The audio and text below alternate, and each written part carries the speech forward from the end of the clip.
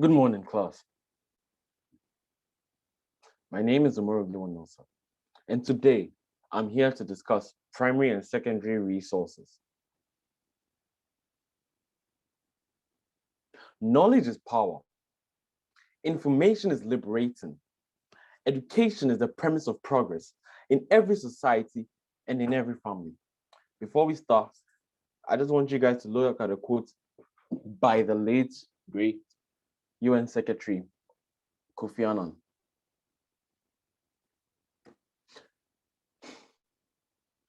What are sources of information? Information is all around us. We need to know the sources of information before we actually get to what are primary and secondary sources. A source of information refers to any location or thing where information is gained. Basically, this is self-descriptive. What this means is that wherever information is obtained from, wherever it's gotten from, wherever it's extracted from, that is a source of information. Some examples of information include letters, journals, textbooks, autobiographies, newspapers, and other sources.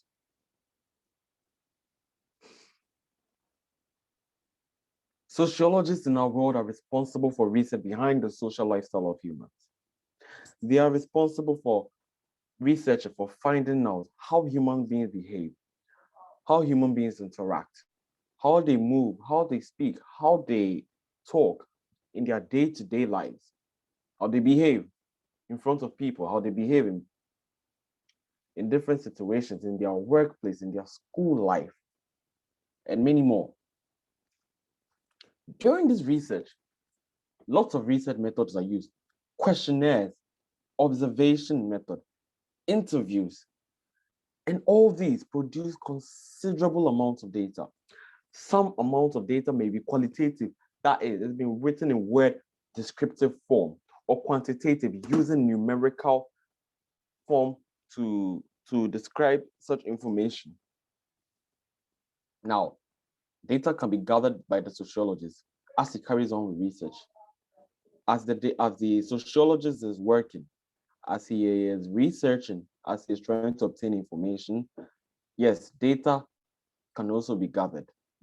If he is looking at how many people, how many Scottish players are in Chelsea, he can go to the Chelsea board and begin his research. And through that research, he is obtaining information.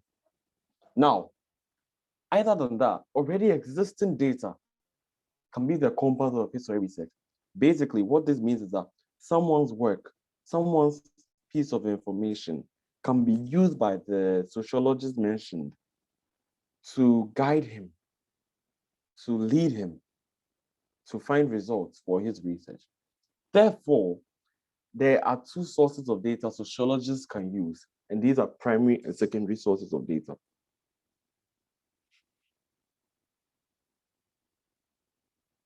What are primary sources?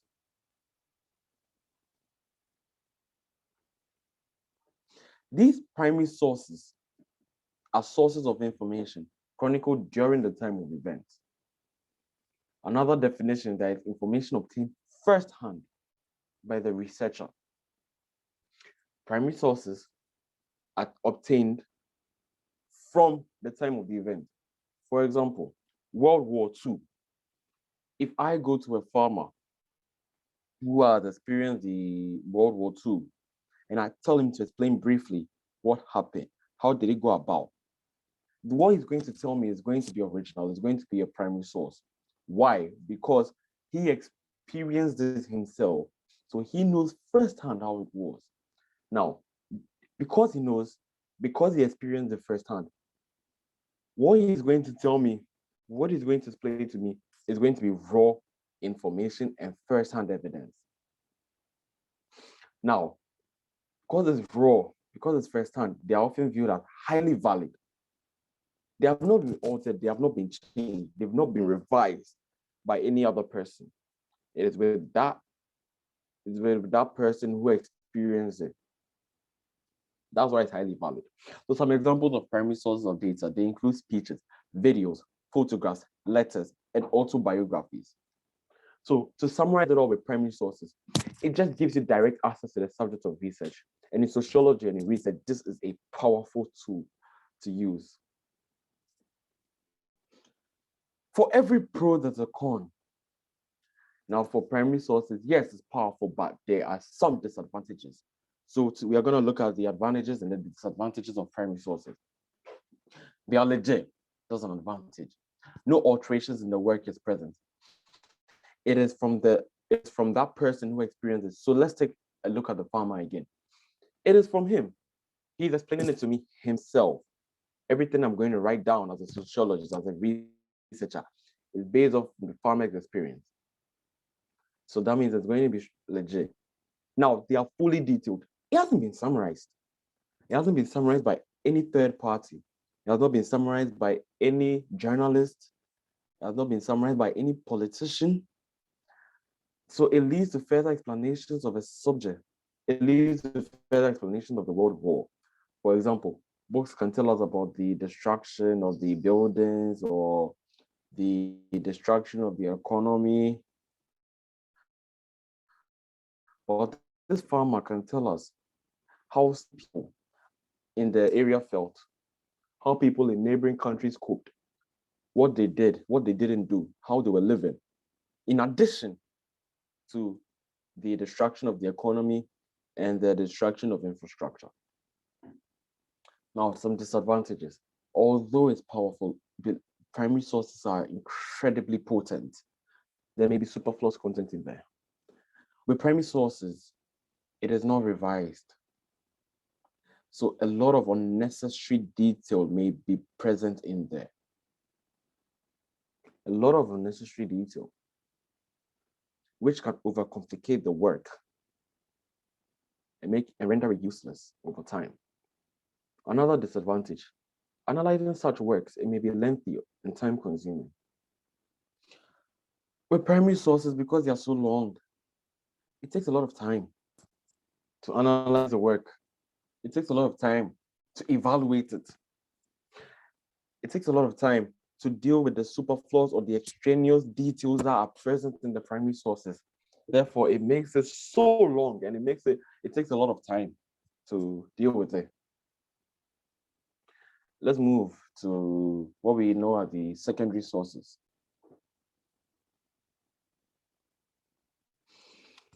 Now, unlike primary sources, these sources of data refer to any form of information documented or chronicled after the time of the event. They are not first-hand evidence. They're not, unlike primary sources. Rather, they analyze or interpret. Now, let's take World War II again. Primary source, the farmer who experienced it first-hand described it to us. Or with secondary source, there's going to be a revised textbook that will be explaining it to us. Now, the textbook is going to look at the main details that happened in the World War, the destruction of the economy, the destruction of infrastructure, the numerous effects World War II had. It's going to look at that. It may not know how the people coped. It may not know how the people lived during the World War II, what happened, whether there were high rates of suicide or anything like that. That is just an example. So the ability is to solve the issue at hand, but rather to evaluate, rather to analyze, rather to find meaning to the actual factual information. They are not documented during the time of writing, rather after. So examples of secondary sources, they are textbooks that revise concepts, biographies, articles evaluating statistics. Advantages of secondary sources. Information has so it's very, very easy. Will you take a journal with everything the farmer said about World War II? Or rather, you have a textbook with the key points and the key thing that happened during World War II. I leave it for you to decide. Disadvantage, although it's quick, it facilitates for quick and easy reading, although it ensures quick and easy reading. Some information found there may be inaccurate.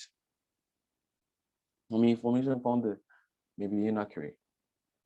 For example, the textbooks could say, is an example, but the Russians destroyed Scandinavian property. The textbook could say that. But that farmer who experienced it, Russ says no. Russians did not destroy Scandinavian property. Rather, they got there when it was destroyed. You get me? Am I clear? Due to summarization, you can pick keynotes from the secondary source. It has been revised by so many people, and they've picked out the best key points. They've picked out the main idea, something that you should look at. However, important details may be missed. Yeah, you can have the key points, you can have the main idea, the factors, all that. But some details could be missed. Some important details only the farmer could have given you has been missed. Now, one advantage of secondary source, and I think this is a good one, is that it provides a different perspective to a particular subject, which can be beneficial. The farmer could talk about all the problems of World War II. And if I was listening to him alone, I would think, oh, World War II, it caused so many downs. It did a lot of bad in our economy. It did a lot of bad in our infrastructure and all that. But then if I take it from the textbook, I can also look at it from the perspective that capitalism, where so many industries and private owners own the factories, was built after World War II. Socialization changed after World War II. So that's another perspective I can look at. Now, biases can be found in the data being used. Let's take a look at Ilkay Gundogan. He's a Man City midfielder, having a phenomenal season at the Etihad. He has bagged in 9 goals. This is apparently his best scoring season to date. Now, if I look at the numbers, that is the primary source. If I look at the numbers, just the numbers.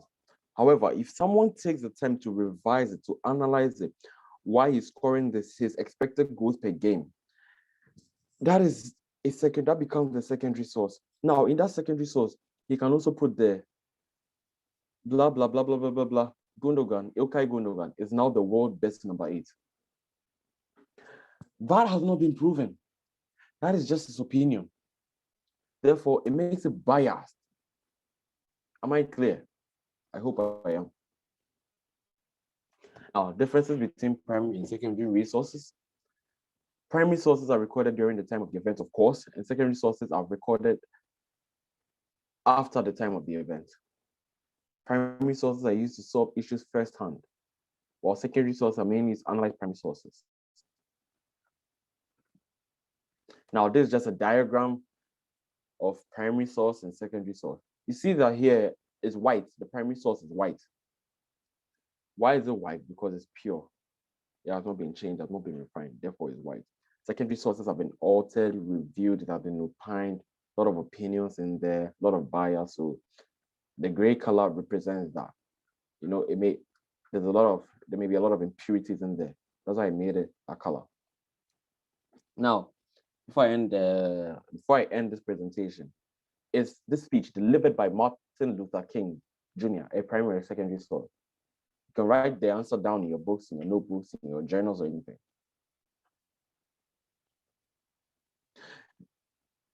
The speech by Martin Luther King is a primary source. What about this picture? A photobiography of Abraham Lincoln. Is it primary or is it secondary? Once again, you can write the answers down in your book. It is a secondary source. Why? Look down at the author. It wasn't he who wrote it. It was another guy named Russell Friedman. Clearly, he wrote it after the time of Abraham Lincoln. Therefore, it cannot be a primary source. So I've spoken about primary sources and its advantages and its disadvantages, secondary sources with its advantages and disadvantages. So which should we use as sociologists? It's simple. We use both because it has numerous advantages and disadvantages. For example, like this, and I'm going to read this. For example, in researching a subject, factors affecting primary to Europe, the sociologist can refer to published data to gain an overview of the topic before delving into the research to obtain his primary data. So both work hand in hand to deliver good results that can better society. Thank you. Thank you guys for your time. Thank you for having me on stage. Thank you. God bless you. Bye.